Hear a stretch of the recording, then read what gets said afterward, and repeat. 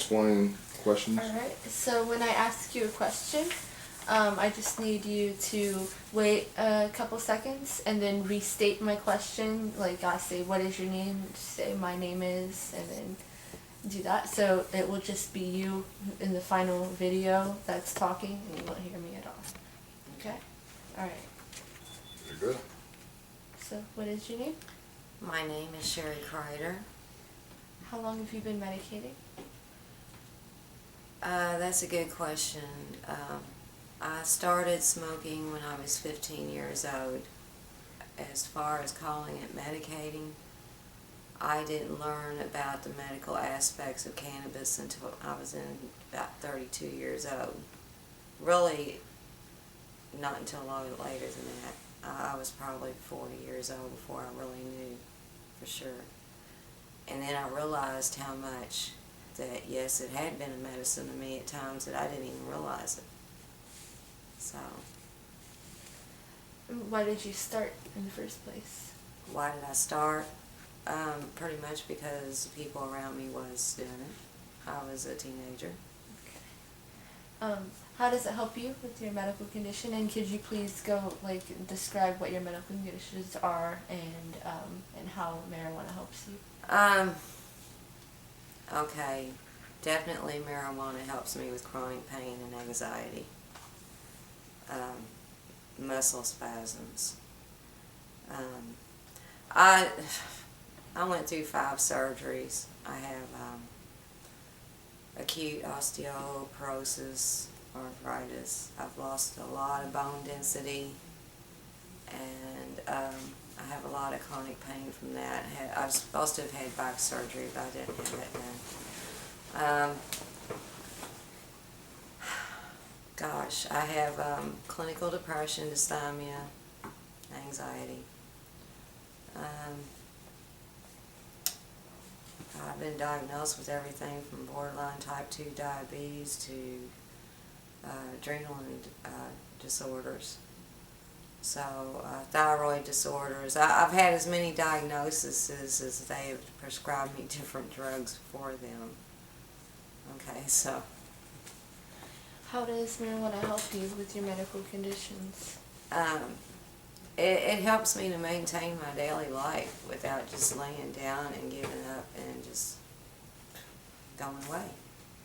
Because without that, I would not be able to get up and to carry on a normal day at all. Have you been able to replace any of your drugs that the doctors prescribed with marijuana?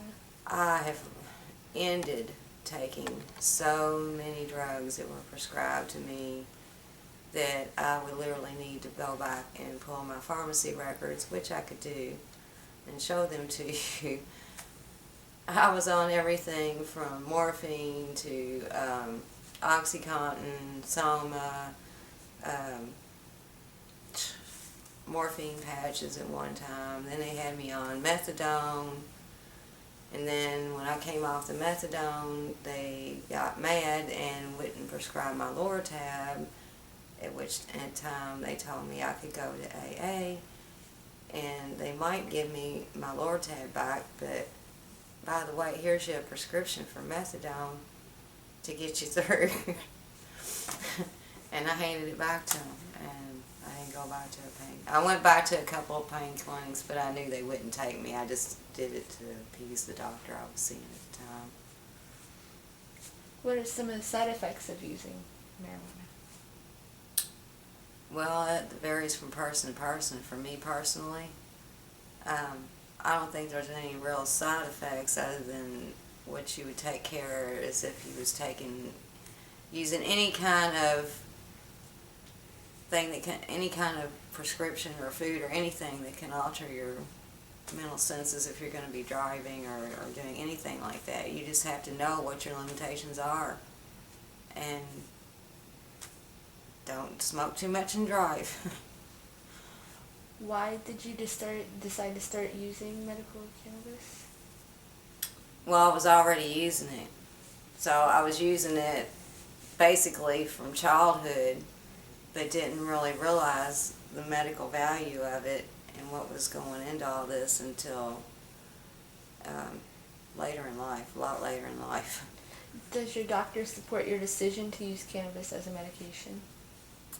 No, I had one doctor that wrote a statement for me, which shall remain unnamed, that said that there was no reason for any pain clinic, and this was addressed to a specific pain clinic, that they had no reason to withhold my medication from me because of the fact that I smoked marijuana. But that's as close as it got. But, it told me he had no problem. He knows how it helps me. And he's never had a problem with it, and I've never been refused medication by him because of it. So can you go into maybe a little more detail on why you were refused your medication? All strictly because of a positive drug screen for marijuana. I've never passed a marijuana drug screen.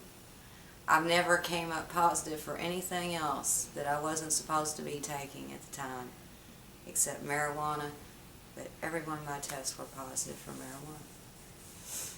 What do your family and friends think of you using medical marijuana?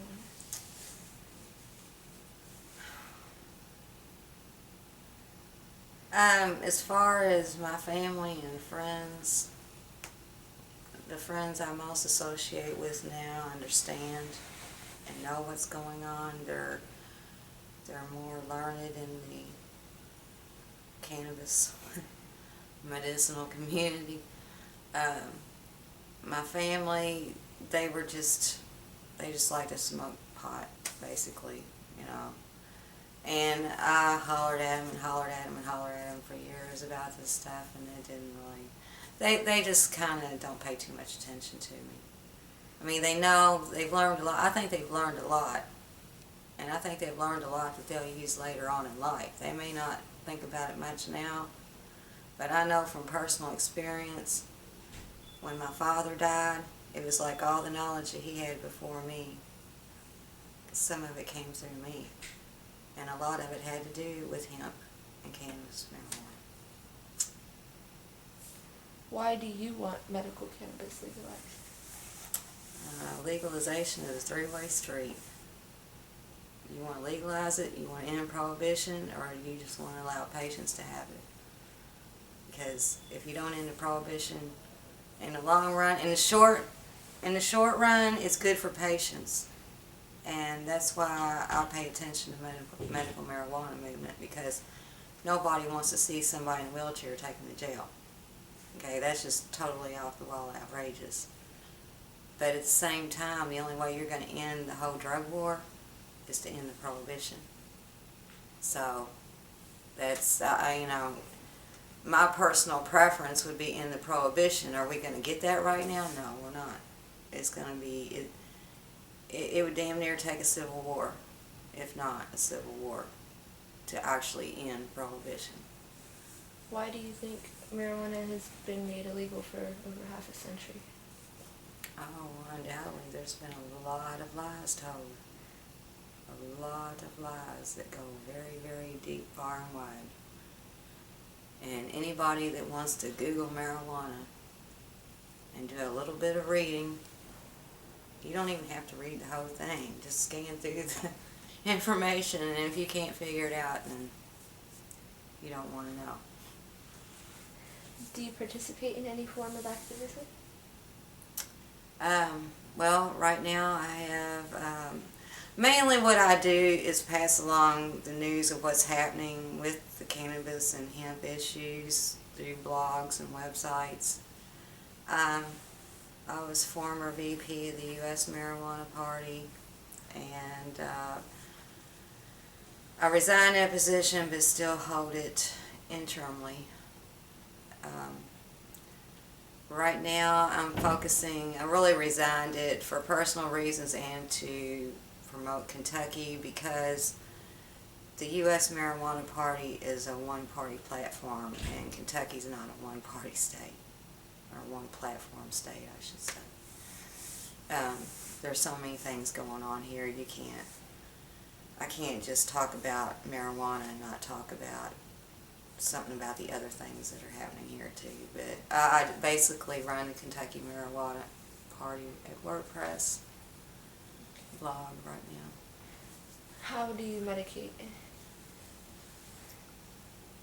How do I medicate? Like edible smoke. How do you choose to use cannabis? Oh, most of the time I smoke it out of a one-hit bowl or just roll a joint the old-fashioned way. And I cannot stand blunts. Don't put them in front of me. I don't like it either. Have you ever been hassled by law enforcement? I can't. No, I have been very lucky because I've had a couple of incidents, but I cannot say that I have ever been hassled by law enforcement, and I'll tell you why I think that's so. Number one, I don't go out in public a whole lot. Truthfully, I stay behind. I'm a homebody. I stay at home and I do my thing on the internet, and I don't go out and go bar hopping and do this and that all the time. I always kept it at a minimum misdemeanors worth in my home. I didn't go around smoking in cars and blowing the smoke out the window and turn the radio up and then wonder why they pulled me over. Just basic common sense things that you have to know. You don't go out there and smoke a bunch of weed and say, oh, I'm high, I'm going to go drive home now. You can't do that. You have to be responsible for what you're doing. Have you ever ran into any problems going about finding your medication through the black market?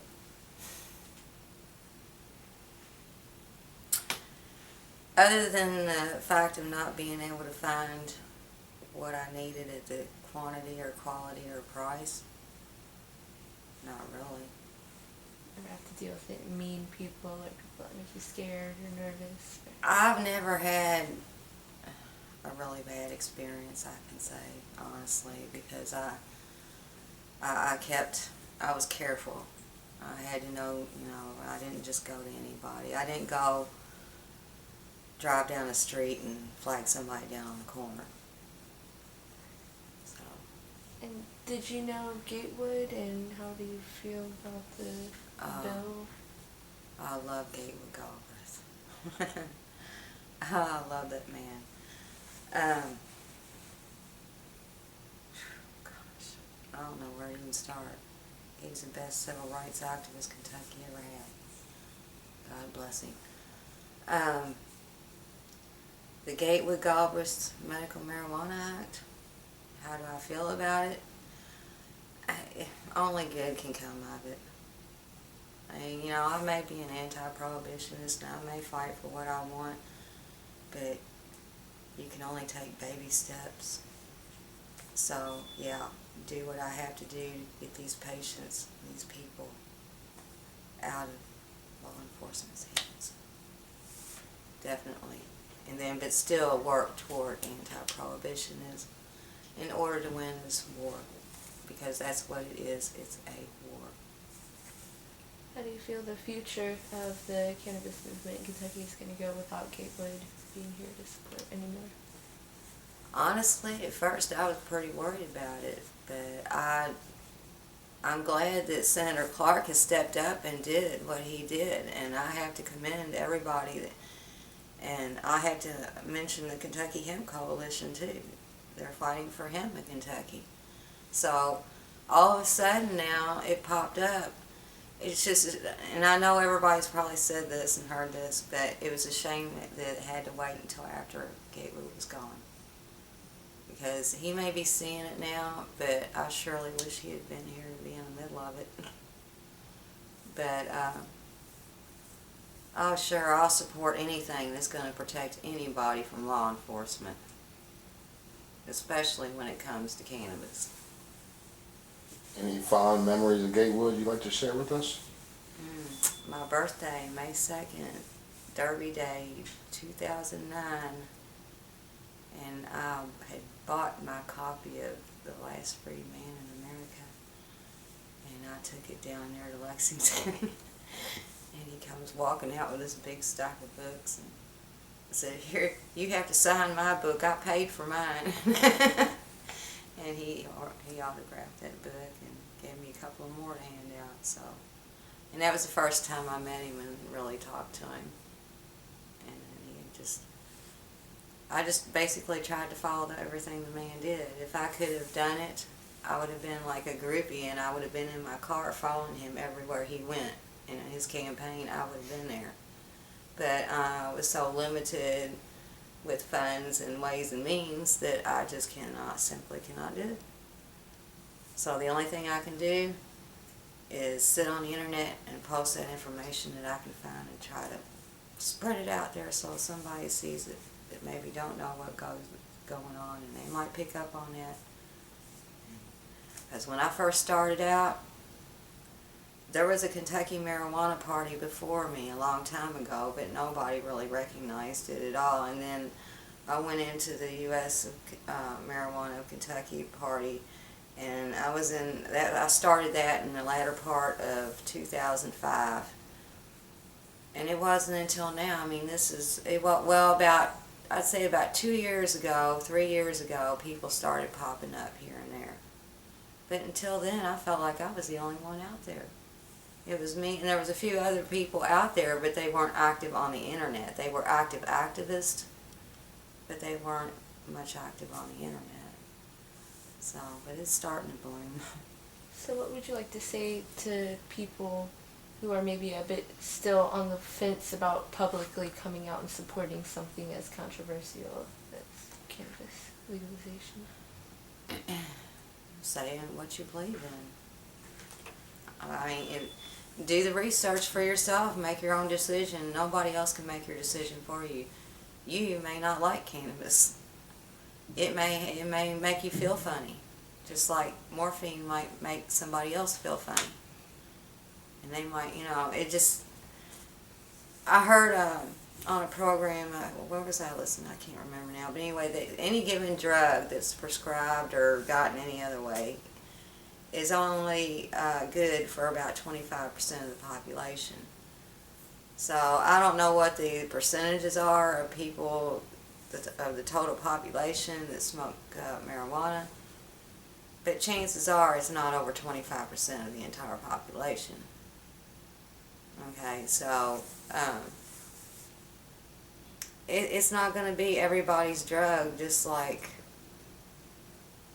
I don't know, bare aspirin isn't everybody's drug. So since you're on the prescription medication side, what do you think of the term medical marijuana when it is now becoming the replacement word for cannabis, period? I think there's a place for medical grade marijuana, and I think, yeah, there's a time and there's a place for everything. And yes, there should be prescription grade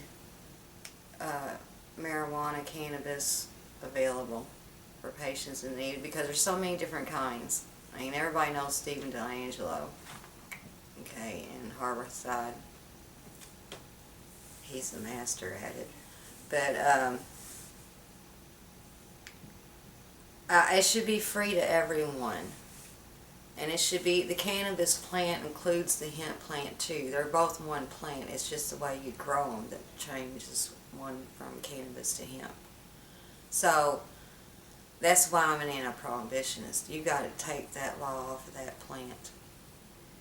And yeah, there's a place for it for the pharmaceutical companies to make their discoveries and do what they want to do. If they want to play the stock market with it, I don't care. But if I want to grow mine in my backyard, leave me alone. And if I want to get mine from a neighbor or a caregiver or somebody else, leave me alone. Just as long as I'm not out in public bothering anyone, and I'm not making a nuisance of myself in public, and I'm not causing anybody harm, there's no reason for anybody to bother me over using cannabis. Anything else you'd like to share with us today, Sheree?